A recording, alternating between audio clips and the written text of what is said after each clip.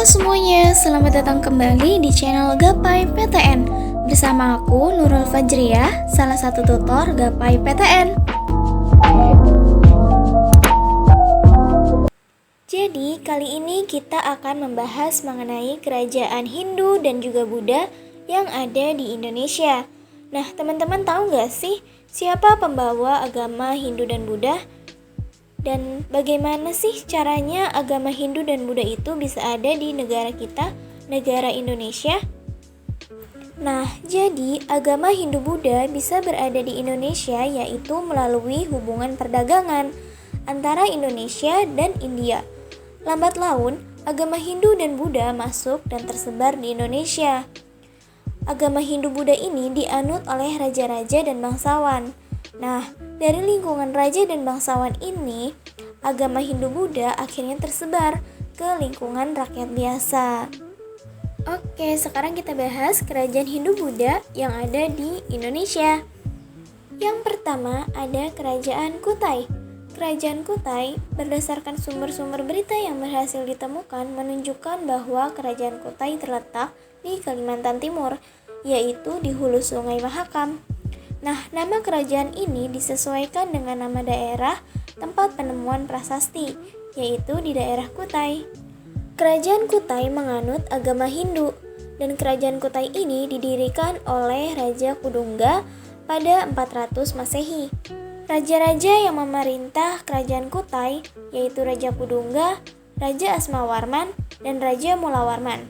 Sedangkan masa kejayaan kerajaan Kutai yaitu ketika dipimpin oleh Raja Mulawarman.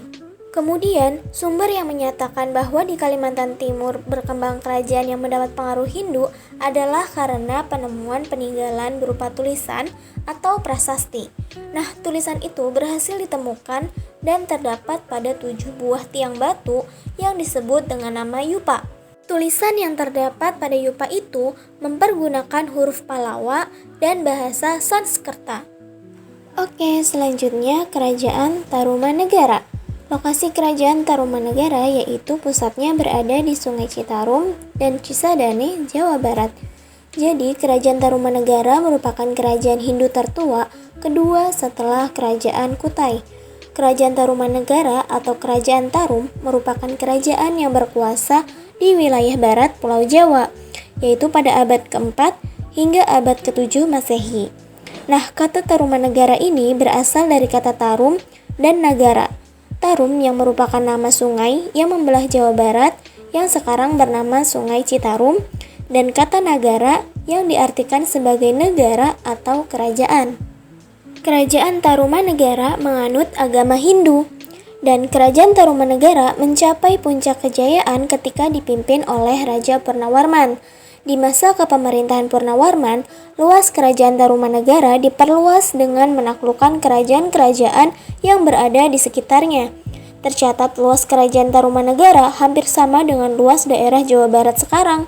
Selain itu, Raja Purnawarman juga menyusun pustaka yang berupa undang-undang kerajaan, peraturan angkatan perang, siasat perang, serta silsilah dinasti Warman.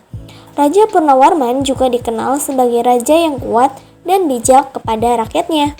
Sedangkan keruntuhan Kerajaan Tarumanegara diperkirakan runtuh akibat ekspansi dari Kerajaan Sriwijaya.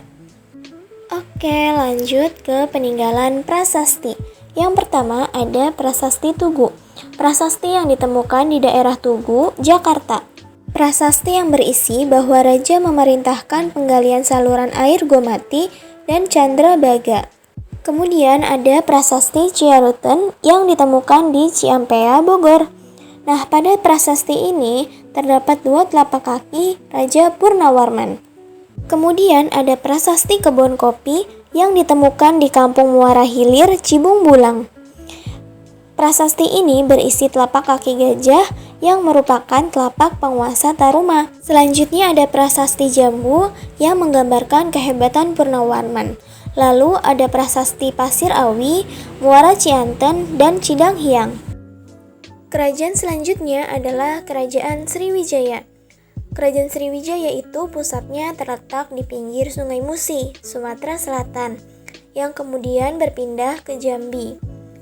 Nah, untuk raja-raja yang pernah memerintah kerajaan Sriwijaya diantaranya adalah Raja Dapuntahyang, Raja Balaputra Dewa, dan Raja Sanggrama Wijaya Tunggawarman. Dan untuk raja yang mengalami masa keemasan di saat memimpin kerajaan Sriwijaya adalah Raja Balaputra Dewa. Lalu penyebab kerajaan Sriwijaya mundur yaitu karena pengganti Balaputra Dewa lemah, kemudian ekspedisi Pamalayu dari Singasari, dan daerah Sriwijaya melepaskan diri. Nah, untuk peninggalan dari kerajaan Sriwijaya yaitu salah satunya adalah candi yang terdapat pada kompleks percandian Muara Takus di Riau dan Muaro Jambi di Jambi. Oke, lanjut ke kerajaan selanjutnya yaitu Kerajaan Mataram kuno. Kerajaan Mataram kuno ini terletak di Jawa Tengah dengan intinya atau pusatnya yang sering disebut dengan Bumi Mataram. Nah, daerah ini dikelilingi oleh pegunungan dan gunung-gunung seperti Gunung Tangkuban Perahu, Gunung Sindoro, Gunung Sumbing, Gunung Merapi Merbabu, Gunung Lawu, dan Pegunungan Sewu. Daerah ini juga dialiri oleh banyak sungai seperti Sungai Bogowonto, Sungai Progo, Sungai Elo, dan Sungai Bengawan Solo.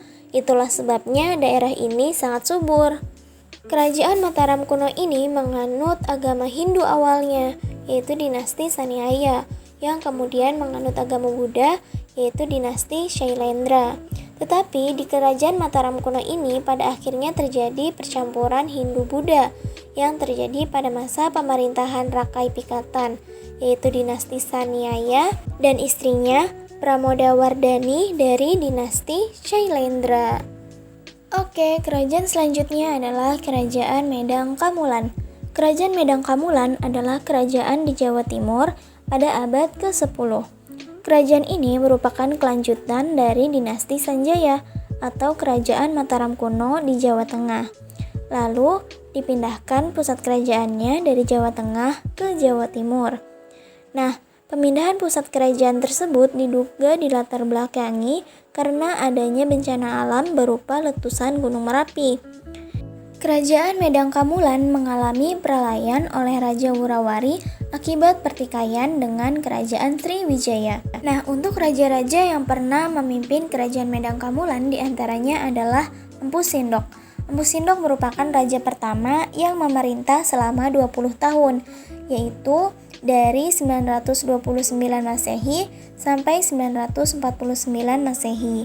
Kemudian dilanjut oleh Dharmawangsa Teguh, yaitu cucu Empu Sindok, dari 990 Masehi sampai 1016 Masehi. Lalu yang terakhir yaitu Raja Airlangga atau Erlangga dari 1019 Masehi sampai 1042 Masehi. Airlangga ini adalah putra dari Raja Bali Udayana dan Mahendradatta, saudari Dharmawangsa Teguh. Nah, kerajaan selanjutnya adalah Kerajaan Kediri. Kerajaan Kediri adalah kerajaan yang terdapat di Jawa Timur, pusatnya di Kota Daha, yang terletak di sekitar Kota Kediri sekarang. Nah, puncak pemerintahan dari Kerajaan Kediri yaitu pada masa pemerintahan Jayabaya. Sementara raja terakhir dari Kerajaan Kediri adalah Raja Kertajaya. Jenggala dan Panjalu mengalami perang saudara. Lalu, seni sastra tumbuh ketika Empu Sedah dan Empu Panuluh mengubah kakawin Bharatayuda.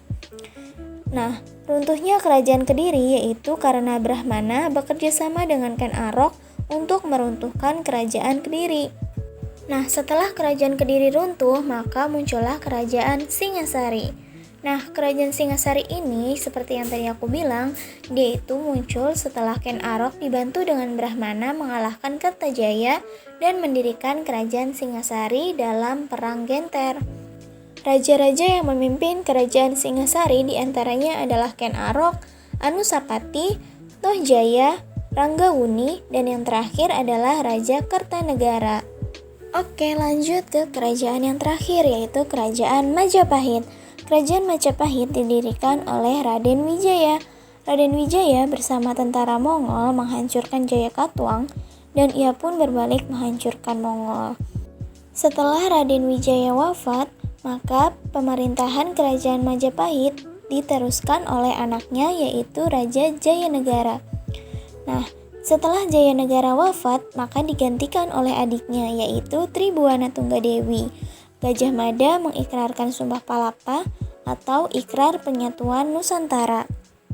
Kemudian setelah Tribhuwana Tunggadewi wafat digantikan oleh putranya yaitu Hayam Wuruk dan mencapai kejayaan serta ingin menikahi Dyah Pitaloka atau Putri Sunda. Dan Gajah Mada tidak setuju. Kemudian terjadi perang Bubat sehingga Gajah Mada diberhentikan dari Mahapati. Oh iya, jadi kerajaan Majapahit mengalami kejayaan di saat pemerintahan Hayam Wuruk. Nah, setelah Hayam Wuruk wafat, terjadi perebutan kekuasaan antara Wikrama Wardana, yaitu menantu Hayam Wuruk, dengan Bre Wirabumi, putra Hayam Wuruk, Selir, menimbulkan perang Paregreg dan kedatangan Islam, serta perkembangannya mengakibatkan runtuhnya Majapahit. Oke deh, cukup sekian penjelasan materi mengenai kerajaan Hindu-Buddha yang bisa aku sampaikan. Kurang lebihnya mohon maaf, apabila ada koreksi kalian boleh komen di kolom komentar. Dan semoga penjelasan aku bisa membantu kalian dalam mempelajari materi mengenai kerajaan Hindu dan Buddha.